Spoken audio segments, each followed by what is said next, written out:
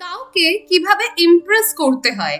আমাদের আশেপাশে এমন অনেক মানুষই থাকেন যারা নিজেরা একে অপরের সাথে খুব বেশি কথা বলেন, কিন্তু আমাদের সাথে সেভাবে কেউ কথা বলতে চান না। এটা নিশ্চয়ই তোমার লাইফেও ঘটেছে। তাহলে hello friends, welcome back to our channel জীবন জয়ের মন্ত্র। আজ তোমাদের সাথে শেয়ার করতে চলেছি একটা ভেরি ইম্পর্টেন্ট টপিকের ব্যাপারে, হাউ টু ইমপ্রেস সামওয়ান।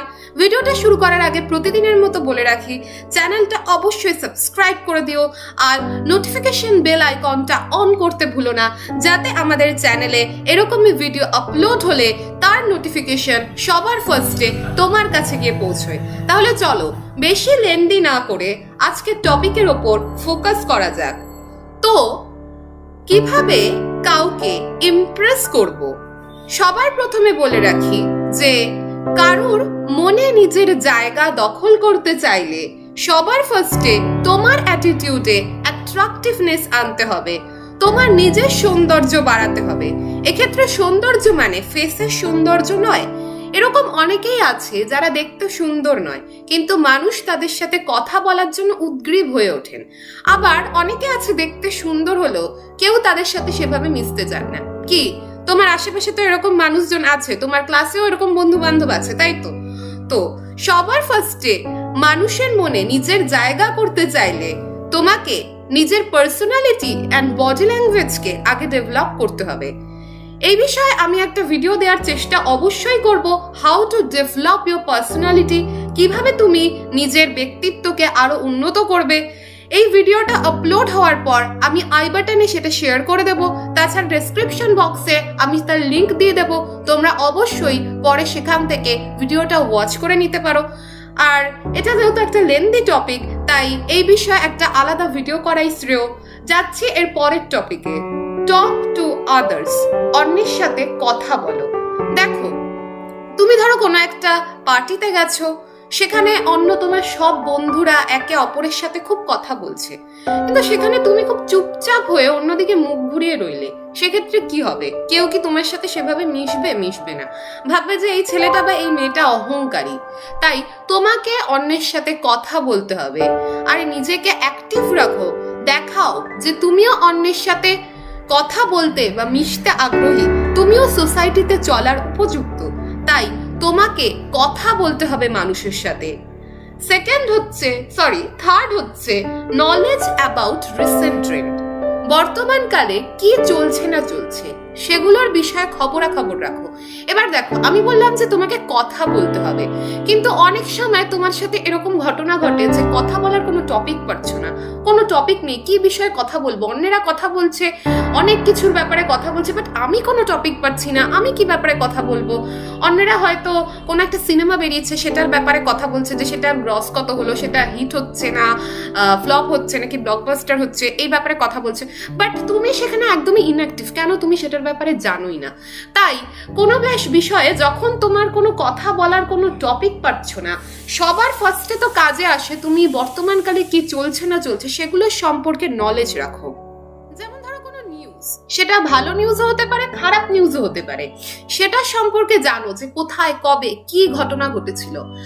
বা ধরো কোনো খেলাধুলার বিষয়ে, যে কে কি মেডেল পেয়েছে, কে কত টাকা পেয়েছে, বা ধরো কোনো সেলিব্রিটি সে সোশ্যাল মিডিয়ায় কতটা অ্যাক্টিভ, সে কি করছে না করছে, বা কোনো ব্র্যান্ড সে কিরকম গাড়ি দেখাচ্ছে বা কিরকম জামা কাপড় দেখাচ্ছে, মেয়ে হলে কিরকম ফ্যাশন জিনিস দেখাচ্ছে, সেগুলো সম্পর্কে সব নলেজ রাখো।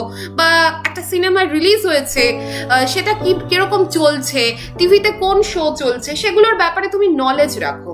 বা ধরো যে মানে রিসেন্ট ট্রেন্ডস যেগুলো বলছি, যে মিমস হতে পারে, জোকস হতে পারে।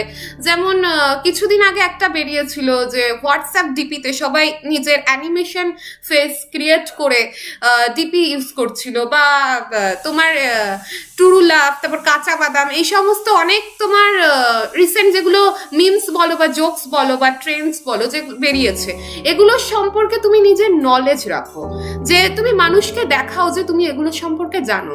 হয়তো তোমার এইসব ব্যাপারে সেরকম কোনো ইন্টারেস্ট নেই, হতেই পারে, সবাইকে সেম হতে হবে এমনটা কোনো মানে নেই, কিন্তু তোমাকে মানুষকে দেখাতে হবে সোসাইটিতে চলার জন্য তোমার অনেক কিছু পছন্দ নাও হতে পারে, বাট তোমাকে দেখাতে হবে যে তুমি এই ব্যাপারে অ্যাক্টিভ, তুমি এই ব্যাপারে জানো, সেটা তোমাকে বুঝিয়ে দিতে হবে। তাই তুমি কি বর্তমানকালে কি চলছে না চলছে সেগুলোর সম্পর্কে অবশ্যই নলেজ রাখো।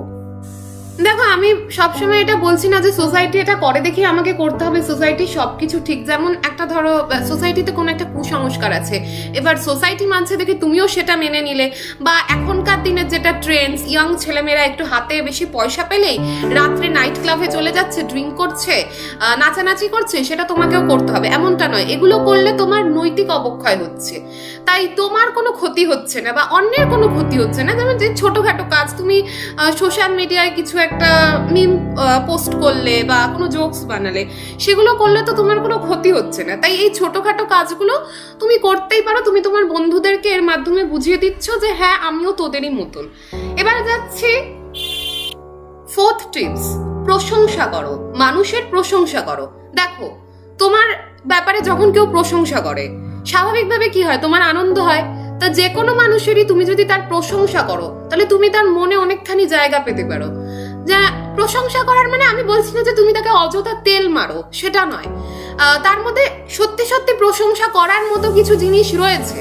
যেমন ধরো, তোমার একটা বন্ধু, সে খুব খাটাখাটনি করে একটা ড্রয়িং করেছে, এবার তুমি হয়তো তার থেকেও ভালো ড্রয়িং করতে পারো, বাট তোমার বন্ধু তোমাকে ড্রয়িংটা দেখালো। বেশিরভাগ ক্ষেত্রে আমরা একটা ভুলই করি, কি করি, আমরা মানুষের সমালোচনা করতে ভালোবাসি। তুমি কি করলে, সেই ড্রয়িং এর মধ্যে তার খুঁতগুলোকে ধরিয়ে দিতে শুরু করলে, তুমি তার প্রশংসা না করে। আরে বাবা, সে যে ড্রয়িংটা করেছে তার মতো তো এরকম ড্রয়িং অনেকে করতে পারে না, আমি মানছি তুমি তার থেকে অনেক বেশি ভালো করো, কিন্তু সেক্ষেত্রে সে তো অনেক খাটাখাটনি করে ড্রয়িংটা করেছে এবং তার ড্রয়িংটা যথেষ্ট ভালো হয়েছে, সেখানে তো তার প্রশংসা করার মতো তো উপাদান রয়েছে। তাই তুমি অন্তত একটা ছোট্ট স্মাইলি দিয়ে তাকে বলো যে ভালো হয়েছে, মানুষের প্রশংসা করো। আর ফিফথ টিপস হচ্ছে পজিটিভ স্মাইল। অলওয়েজ তোমার মুখে একটা জেন্টল স্মাইল রাখো, যে মানুষ যাতে তোমার সাথে কথা বলতে হেজিটেট ফিল না করে। তুমি গোমরা ভাবে বাংলার পাঁচের মতো মুখ করে বসে রয়েছো। অনেকে কি করে, অনেকে মনে করে যে বাবা এর সাথে কি কথা বলবো, কি বলবো, কি ভেবে নেবে, তা অনেকে হেজিটেট ফিল করে। আর তুমি যদি মুখের মধ্যে একটা জেন্টাল স্মাইল রাখো, সেটা তোমার পার্সোনালিটিকে অনেক বেশি কিন্তু বাড়িয়ে দেয়। স্মাইল বলতে আমি বলছি না হি হি হি করে তুমি অট্টহাস্য করো, সেইটা নয়। একটা মুখে জেন্টাল একটা নর্মাল স্মাইল, সেটা অলওয়েজ রাখার চেষ্টা করো। যেমন ধরো, কারোর সাথে কোনো বহুদিনের পরিচিতের সাথে আমাদের অনেকদিন পর দেখা হলে কি করি, আমরা একে অপরের মুখের দিকে তাকে একটা জেন্টাল স্মাইল দিই। স্মাইলিং সবসময় আমাদের একটা পজিটিভ এনার্জি স্প্রেড করে, আমাদের বডি ল্যাঙ্গুয়েজকেও বাড়িয়ে দেয়। তাই তোমার মুখের মধ্যে অলওয়েজ একটা জেন্টাল স্মাইল রাখো। তাহলে ফ্রেন্ডস, এর পরবর্তী ভিডিওটার পার্ট 2 আমি অবশ্যই তোমাদের দিয়ে দেবো, এবং সেটা দেখো আমার চ্যানেলের আমার ভিডিওর এন্ড স্ক্রিনের একদম টপ লেফট কর্নারে শো করছে।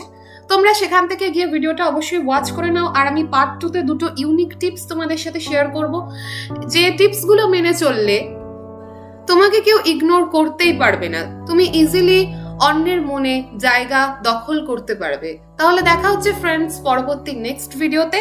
Take care, bye. যাওয়ার আগে আবার বলে রাখি যে চ্যানেলটা অবশ্যই সাবস্ক্রাইব করো। আর ভিডিওটা তোমাদের কেমন লাগলো তোমরা অবশ্যই সেটা কমেন্ট সেকশনে লিখে জানাতে পারো। আর always be positive, be motivated.